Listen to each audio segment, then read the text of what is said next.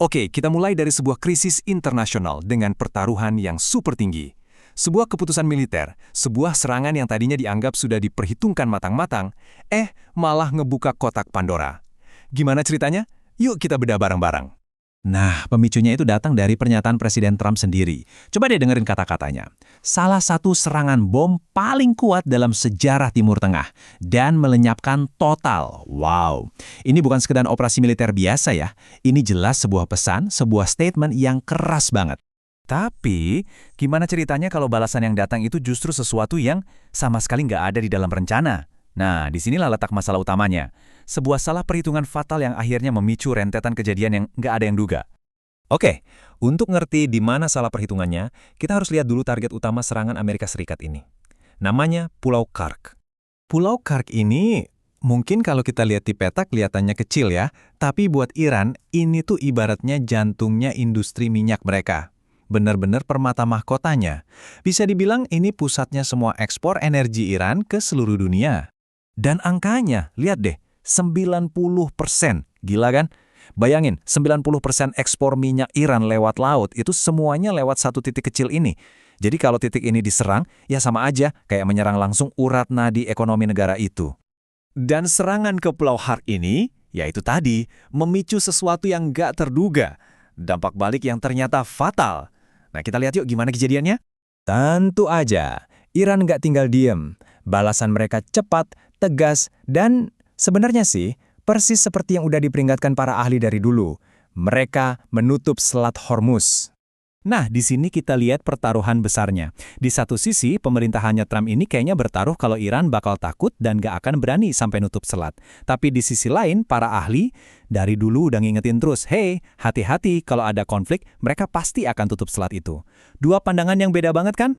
Poin utamanya gini, ini tuh bukan hal yang mengejutkan sama sekali. Para ahli udah kasih peringatan berkali-kali. Lihat aja, Senator Andy Kim bilang gitu. Wall Street Journal juga ngelaporin Jenderal Kain udah briefing Trump soal risiko ini. Bahkan, pejabat Amerika Serikat sendiri ngaku kalau pemerintah nggak punya rencana untuk balasan Iran separah ini. Jadi, peringatannya udah ada, tapi kelihatannya diabaikan. Karena Selat Hormuz ditutup, Amerika Serikat jadi kayak kejepit. Mereka terpaksa beralih ke rencana B. Sebuah rencana yang, terus terang, eskalasinya jauh lebih berisiko. Dan keseriusan situasinya bisa kita lihat dari angka ini, 2.500. Sebanyak itu marinir Amerika dikerahkan ke sana, di atas kapal USS Tripoli. Ini bukan sekedar unjuk gigi, ini persiapan buat langkah selanjutnya yang jauh lebih berbahaya.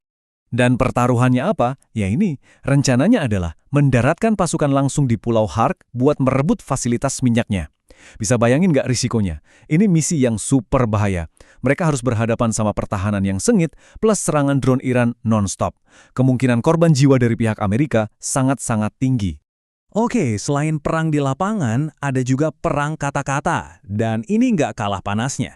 Kita lihat gimana pernyataan-pernyataan kontroversial dari Presiden Trump justru bikin krisis ini makin rumit. Ini dia salah satunya. Sebuah jawaban yang luar biasa. Pas ditanya, kapan perang ini selesai? Jawabannya bukan soal strategi atau target, tapi saat saya merasakannya di dalam tulang saya. Ini kan bukan jawaban strategis, ini soal feeling. Pendekatan yang benar-benar beda banget lah dalam menangani konflik sebesar ini. Dan jurang antara omongan sama kenyataan di lapangan makin kelihatan. Presiden bilang Amerika punya amunisi untuk selamanya, nggak akan habis. Tapi, laporan dari militer bilang apa? Stok amunisi yang harusnya cukup buat bertahun-tahun habis cuma dalam 6 hari pertama. Jauh banget kan? Lalu, muncul pertanyaan yang lebih bikin merinding lagi. Ada laporan intelijen kalau Rusia itu ngasih info target ke Iran, yang artinya Rusia secara nggak langsung bantu Iran buat menyerang pasukan Amerika. Ini kan gawat banget. Dan respons dari Presiden Trump? Bikin kaget. Dia bilang, mereka melakukannya dan kita juga melakukannya, biar adil. Seolah-olah nyamain bantuan Amerika ke sekutu dengan bantuan Rusia ke musuh yang lagi perang sama pasukannya sendiri. Ini benar-benar wow. Di balik semua perang kata-kata dan politik ini, ada angka yang nggak bisa dibantah. 13 nyawa prajurit Amerika melayang. Inilah harga yang harus dibayar. Biaya nyata dari eskalasi yang nggak direncanakan ini. Oke, jadi dampaknya ini nggak berhenti di medan perang aja. Efeknya itu berantai loh, mengguncang ekonomi dan juga peta politik global. Kita lihat gimana dampaknya. Dari sisi ekonomi, wah parah banget. Harga minyak langsung meroket, prediksinya bisa sampai $150 per barrel.